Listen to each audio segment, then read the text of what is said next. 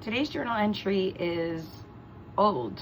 It's from 10 years ago, September 29th, 2015. It's not something I ever thought I would share, but with the last two journal entries that I posted, this one and another one I'm gonna post actually ties into patterns of stupidity and how when we're in the moment, we can't always recognize what our desires are or why we are in despair when we think we have everything that we want.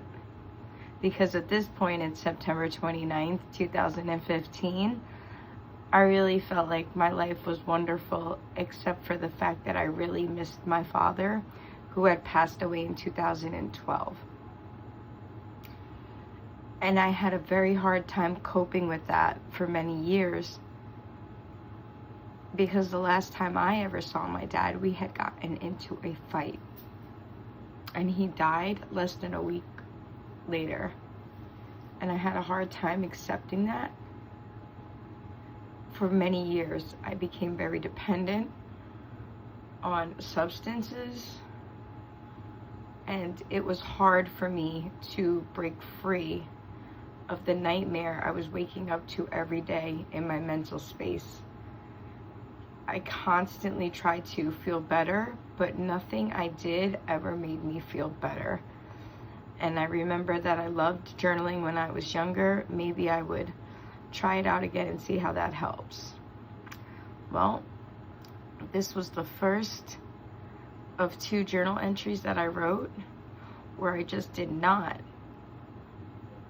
write again for years, because it made me uncomfortable to see my thoughts and feelings out on paper, and I felt like it was easier to numb my pain with substances.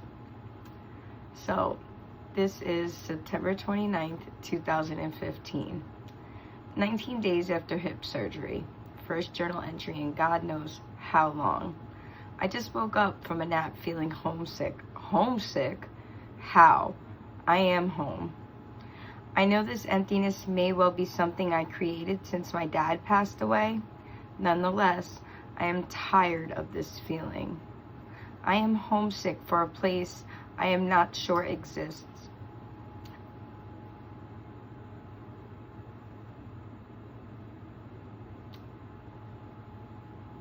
A place where my heart is full, my body is loved, and most importantly, my soul is understood. That was hard for me to read because in 2015, I had been living in a house that I just got a little bit more than a year before. I was engaged. I had 2 dogs. My life was phenomenal. Even though I needed a hip surgery, I wasn't upset about it. It wasn't my first one, and I knew I'd be okay.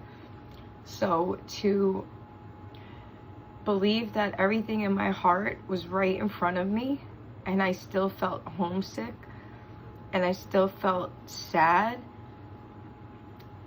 it's something that people push away because it's so uncomfortable.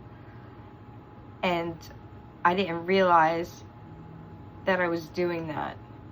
And every time I look back, I see how I ignored red flags in my life that led me to a darker place. And I'm happy that I could laugh about it now. But what has come from all of this is I learned that the best place to be is in the present moment. But the best place to learn about life is from your past. It shows you your blind spots, and it shows you how you have grown or have not grown.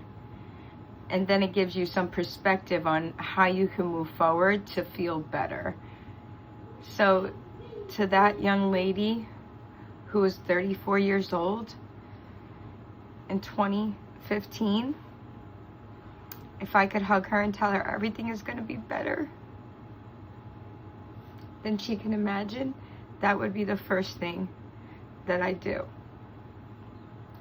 Because right now, 10 years later, I can say everything is better than I can imagine.